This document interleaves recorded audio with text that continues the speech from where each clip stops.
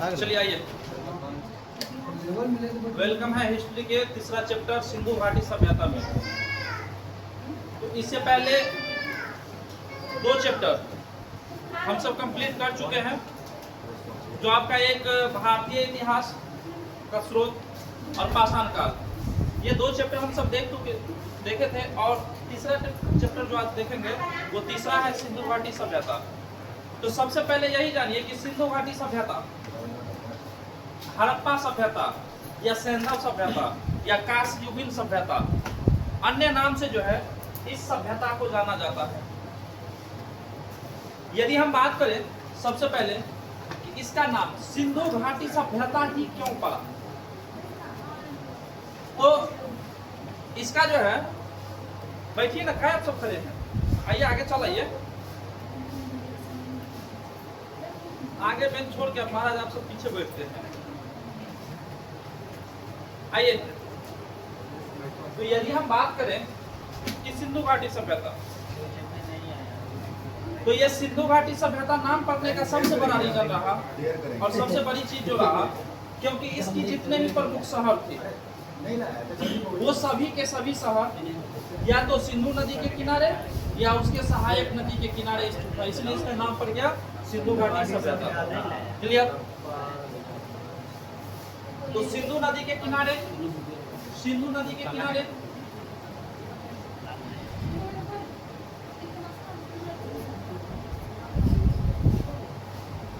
सिंधु नदी के किनारे किनारे स्थित रहने के कारण इसका नाम क्या पड़ा? सिंधु घाटी सभ्यता। सिंधु घाटी सभ्यता। वीडियो हो गया? ठीक है, ठीक है, ठीक है, ठीक है, ठीक है। क्लास स्टार्ट होने के बाद पीछे से आया करिए महाराज। चलिए देखिए आगे, यदि हम बात करें इसका नाम हड़प्पा, इसका नाम हड़प्पा क्यों पड़ा? इसका नाम हड़प्पा, हड़प्पा सभ्यता, सभ्यता क्यों पड़ा? इसके पीछे सबसे बड़ी रीजन थी कि सबसे पहले 1921 ईस्वी में जिस शहर का खोज किया गया वो शहर था हड़प्पा, वो शहर था हड़प्पा। और यही कारण है कि इसको जानते हैं हम हड़प्पा के नाम से। किस नाम से? हड़प्पा के नाम से। क्लियर? यहाँ तक कोई दिक्कत नहीं। अब देखिए, बात करें सभ्यता, एक युग होती है, तो सबसे पहले यदि हम सब बात करें कि जिस प्रकार सिंधु सभ्यता की जानकारी हमें मिली, क्या इससे पहले भी कोई सभ्यता थी? इससे पहले सभ्यता थी, और उस जो सबसे प्रथम, विश्व का प्रथम सभ्यता माना जाता है, वो सभ्यता है मेसोपोटामिया का सभ्यता। तो विश्व का जो प्रथम सभ्यता माना जाता है, विश्व का प्रथम सभ्यता, तो विश्व का जो प्रथम सभ्यता माना जाता है उसका नाम है मेसोपोटामिया।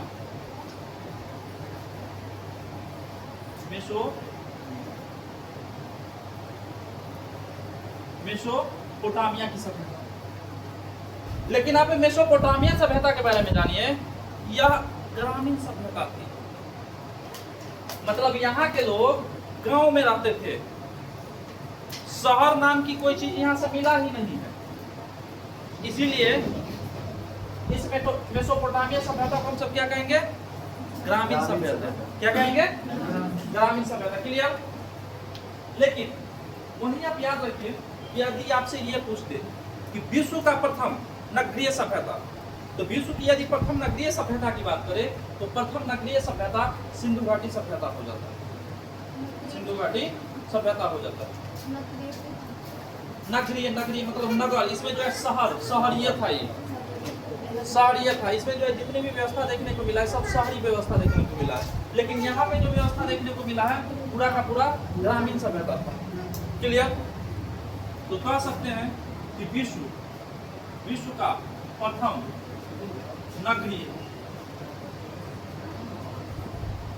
नगरीय सभ्यता, तो कौन हो जाएगा? सिंधु घाटी सभ्यता। क्लियर हुआ यहां तक?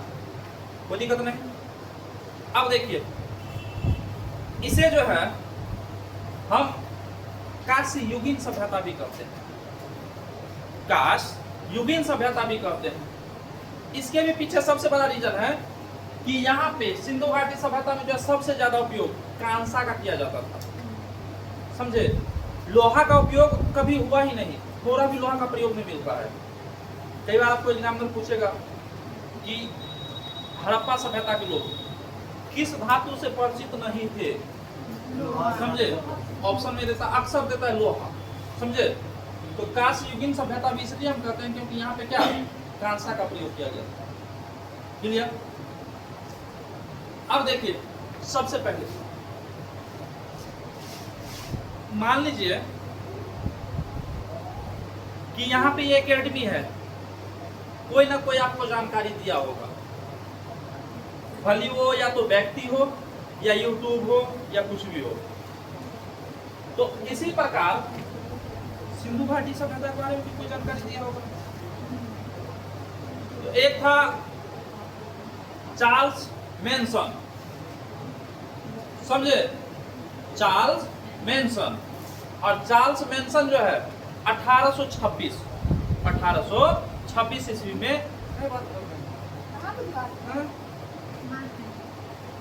तो चार्ल्स मेंशन जो था 1826 ईस्वी में पहली बार इस सिंधु घाटी सभ्यता की जानकारी दिया। कुछ नहीं याद रखिएगा, हम आपको मैसेज दे रहे हैं, तो हम आपको क्या कर रहे हैं? जानकारी दे रहे हैं, समझे? हम आपको क्या कर रहे हैं? जानकारी दे रहे हैं। तो मेंशन को आप नाम याद रखिएगा, मैसेज। क्या याद रखिएगा? तो याद रखिएगा, इस सिंधु घाटी की जानकारी कौन दिया था जी? जानकारी जो दिया था उसका जो दिया था 1826, और उसका नाम क्या था? Charles mention.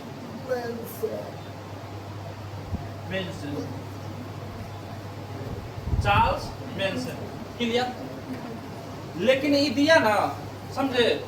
ये जो चार्ल्स मेंशन जो जानकारी दिया, ये अपने एक पत्रिका के माध्यम से दिया कि यहाँ पे जो है ना कुछ नगरीय सभ्यता देखने को मिलती है, समझे? तो इसी प्रकार उतना बात पे जोर नहीं दिया गया, बोला बोल दिया, बस ये कहां से सुन लिया, कहां से निकाल दिया। तो चार्ल्स मेंशन जो है जानकारी दिया, और उसका पत्रिका का नाम था narrative of journey, narrative of journeys, journey नहीं, जर्नी की याद रखिएगा, जर्नीज इसका पत्रिका। ये जो जिस पत्रिका के माध्यम से जानकारी दिया, उस पत्रिका का नाम था नैरेटिव ऑफ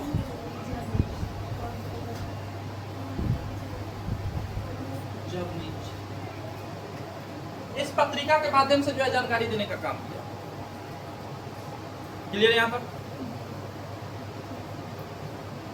इसी के जानकारी पर 1856 ईस्वी में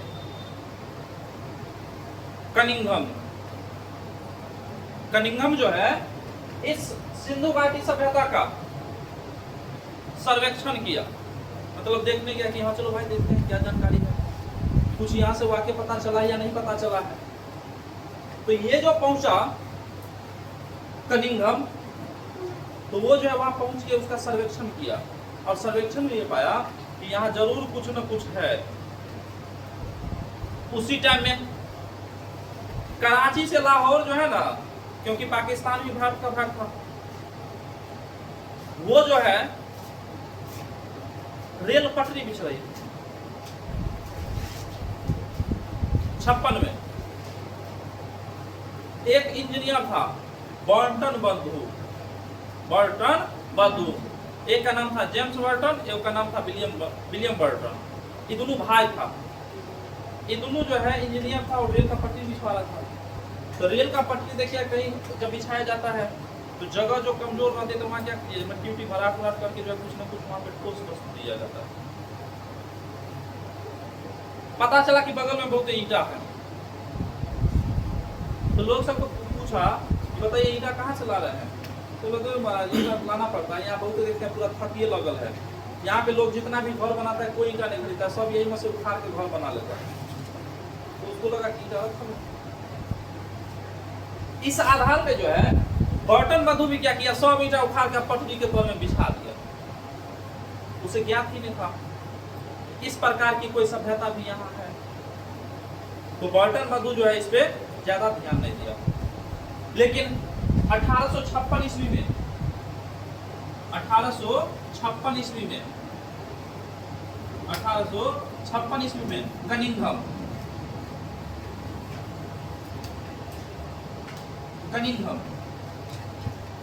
कनिंघम जो है इस सिंधु घाटी सभ्यता का क्या किया, सर्वेक्षण किया। क्या किया? इसकी सर्वेक्षण किया।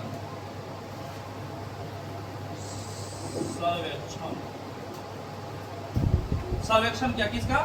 सिंधु घाटी सभ्यता का। और उसे पता चला कि यहाँ कुछ न कुछ जरूर है। अब यदि हम बात करें कि ये सिंधु घाटी सभ्यता, ये तो कनिंघम बताया कि यहाँ पे कुछ न कुछ जरूर है, लेकिन अभी भी पूर्ण रूप से इसकी जानकारी मिल नहीं पाया। बाद में क्या हुआ, इसका उत्खनन जारी रहा। जानकारी लेते लेते जो है 1921 ईस्वी में पहली बार उत्खनन किया गया, और उससे जो है ये पता चला कि सिंधु घाटी सभ्यता का विस्तार कितने देश में? कुल 3 देश में। बात करें इस सिंधु घाटी सभ्यता का विस्तार, इसका जो विस्तार था कितने देश में था? 3 देश। कौन कौन? तो 3 या सबसे पहले कहिएगा भारत, उसके बाद कहिएगा पाकिस्तान,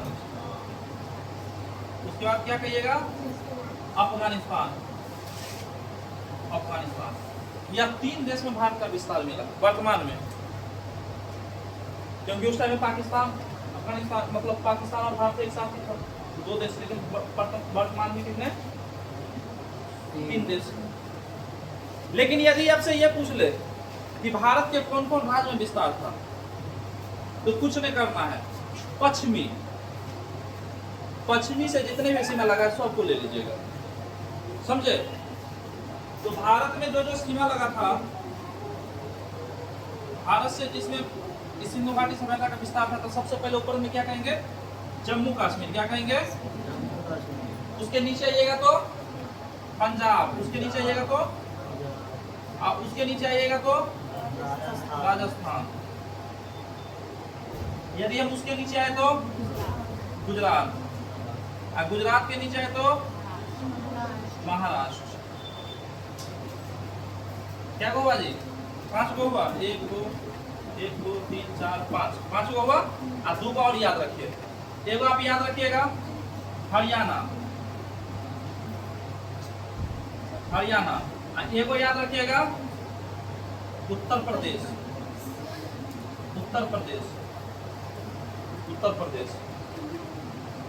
इस सब क्षेत्र में क्या था? सिंधु घाटी सभ्यता का विस्तार था इस राज्य में। तो सबसे पहले क्या कहेंगे?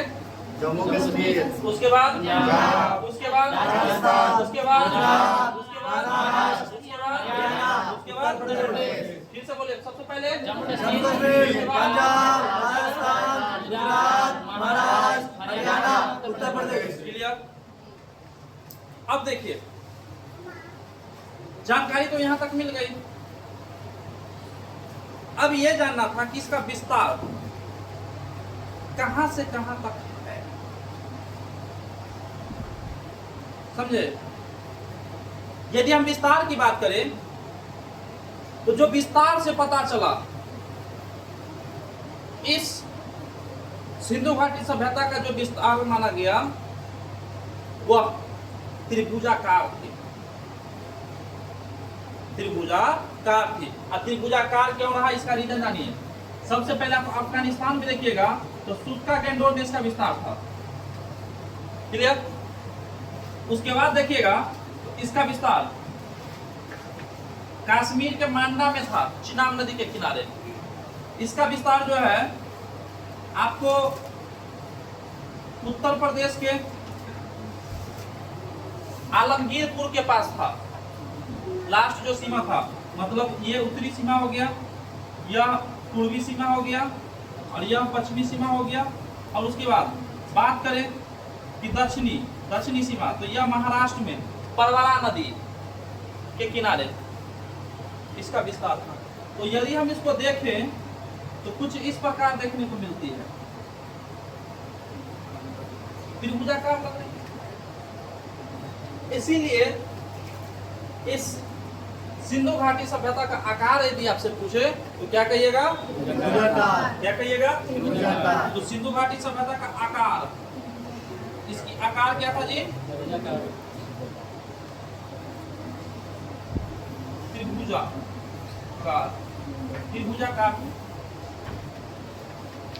अब इसका जो सीमा देखा गया, इस सीमा इसका माना गया 12,99,600 किलोमीटर। मतलब सीधा सीधा बोले तो 13 लाख, क्या 13 लाख। तो यदि हम बात करें कि इसका विस्तार, तो विस्तार कितना था जी इसका, 12,99,600 किलोमीटर। हो गया ना जी, हो गया, ठीक है, ठीक है। 12,99,600 किलोमीटर। मैथ कमजोर है मेरा, रहते हैं। क्लियर यहाँ तक। अब देखिए यहाँ का लोग कांसा का प्रयोग करता था, ये तो जान गए। अब इसका सीमा की यदि हम बात करें तो सबसे पहले सीमा जो बताएंगे उससे पहले क्या करिए कि इसको लिखवा देते हैं, क्या जी, उसके बाद फिर आगे बढ़ेंगे। चलिए तो वीडियो को रोक दीजिए। चलिए देखिए, ध्यान दीजिए। आप सब जो है ना, अभी हाल फिलहाल में चुनाव हुआ है बंगाल और कहाँ, 5 जगह, कुल 5 जगह। लेकिन आप देखिएगा बंगाल में और तमिलनाडु में, इस 2 जगह से क्षेत्र से जो है ना, स्टूडेंट को कुछ ना कुछ सीखना चाहिए। और ये दोनों जगह से आपके लिए बहुत बड़ी सीख साबित होगी। और हर जगह से कुछ ना कुछ सीखना चाहिए। सबसे पहले यदि हम बात करें बंगाल का, तो बंगाल में किसका जीत हुआ जी, बीजेपी का जीत बना हुआ है, उसी का सरकार बना।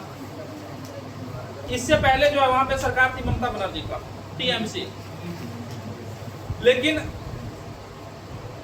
वहां पे उसका सरकार रहते हुए भले वो कितना भी सिंपल में रहती थी, चप्पल में और एकदम सिंपल साड़ी में रहती थी।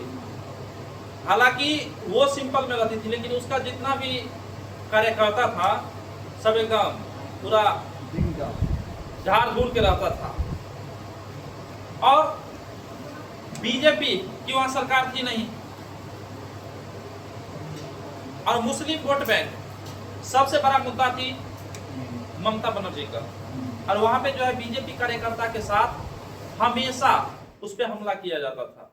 अब वीडियो भी बनाने पड़ेंगे, रोकिए उसको।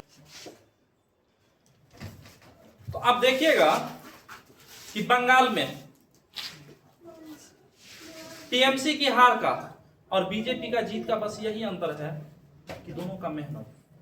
और वो दोनों जगह से आपको यही सीखना चाहिए, दोनों से, कि बंगाल में बीजेपी के जो कार्यकर्ता था उस पे हमेशा हमला होता था, लेकिन फिर भी डायरेक्ट दिल्ली से कनेक्ट करके, मतलब जो बीजेपी का जो मुख्य प्रवक्ता था या जो उसका अध्यक्ष था, वो डायरेक्ट वहां पे जाके उसके कार्यकर्ता का जो है हौसला को एकदम बुलंद करके रखता था। कहता था भले हम हार गए हैं लेकिन मन से नहीं हारे हैं, क्षेत्र में हारे हैं, अगला बार हमारी सरकार जरूर बनेगा। और यही कारण रहा कि बार बार प्रयास करते रहना, बार बार उस क्षेत्र में मेहनत करते रहने के कारण बीजेपी की सरकार बनी। स्टूडेंट लाइफ में यही आप सबको सीखना चाहिए एक बार हार जाने से हार नहीं मानना चाहिए, क्योंकि आप परीक्षा में फेल हो गए ना, परीक्षा में हार गए तो दोबारा जीत सकते हैं, लेकिन मन से जो हार गए ना तो फिर नहीं जीत पाइएगा। इसीलिए मन से एकदम पूरा मजबूत रहिए, जीत आपकी होगी। दूसरी बात, तमिलनाडु से आपको यह सीखना चाहिए, वहां पे जो सरकार बना बस 2 साल पुराना पार्टी है विजय थालापति का, उसे राजनीतिक लाइन से कोई मतलब ही नहीं था, कोई नॉलेज भी नहीं था, फिर भी उसका सरकार बना। इसके पीछे सबसे बड़ा रीजन है कि दूसरों से सीखना। प्रशांत किशोर से कैसे भी कम जानकारी कौन रखता था जी? विजय थालापति। इतना प्रशांत किशोर इतना तो बड़ा जानकार नहीं था वो। ये खुद को कहते हैं कि हम जिसको चाहते हैं उसको सरकार बनवा देते हैं, और खुद ही ने सरकार बनाता है। इनका क्या था, ये बहुत ऐसा गलती काम कर दिए जिनके कारण जो है इसका सरकार नहीं बन पाया, जबकि इतना बड़ा राजनीतिक विशेषज्ञ। लेकिन वही विजय थालापति का जो है सरकार बना। ये जो है बहुत चीज प्रशांत किशोर से सीखा कि वो बिहार के चुनाव में क्या क्या गलती किया, और वो गलती न करके सबसे बड़ी पार्टी तमिलनाडु में बना विजय थालापति का, और सरकार भी बना, मुख्यमंत्री भी बनेगा। इसीलिए स्टूडेंट लाइफ में आपके पास उतना टाइम नहीं है कि आप अपने गलती से हमेशा सीखते रहिए। कभी कभी दूसरों के गलती से भी सीखने की कोशिश करिए, क्योंकि जनरल कंपटीशन में कब पंचवर्षीय हवा लग जाता है ना पता ही नहीं चलता है। इसीलिए कभी कभी दूसरों के भी गलती से सीखने की कोशिश करिए। इससे आपको ये पता चलेगा कि हाँ फलाना क्या गलती किया जो एग्जाम नहीं निकला, हम क्या सही करेंगे जो हमारा निकलेगा। इस चीज पे क्या है मेन फोकस रखना है। चलिए आइए याद कराते हैं, रहने दीजिए। चलिए बताइए तो सिंधु घाटी, सिंधु नदी के किनारे रहने के कारण इसका नाम क्या पड़ा जी? सिंधु सभ्यता। नदी के किनारे रहने के कारण इसका नाम सिंधु सभ्यता। बताइए सिंधु घाटी सभ्यता में सबसे पहले किस स्थल का खोज किया गया? इसका इसी कारण इसका नाम क्या पड़ा? क्या पड़ा? क्या पड़ा? आगे बताइए विश्व का प्रथम नगरीय सभ्यता कौन हो जाएगा? नगरीय सिंधु घाटी सभ्यता। लेकिन वही पूछेगा विश्व का प्रथम सभ्यता अगर डायरेक्ट पूछ दे, लेकिन मेसोपोटामिया सभ्यता थी, ये क्या थी? ग्रामीण सभ्यता। क्या था? ग्रामीण सभ्यता था। आगे बताइए कि सिंधु घाटी सभ्यता की जानकारी सबसे पहले कौन दिया? और यह किस पत्रिका में दिया था? Narrative of journalist. Narrative of journalist. आगे बताइए इसका जो है पुनर्सर्वेक्षण कौन किया था? कौन किया था? कौन किया? और कब किया? 1856। चलिए आगे याद भी करवाना था, सुनना भी था। ठीक है, वीडियो को रोक दीजिए, मिलेंगे नेक्स्ट वीडियो।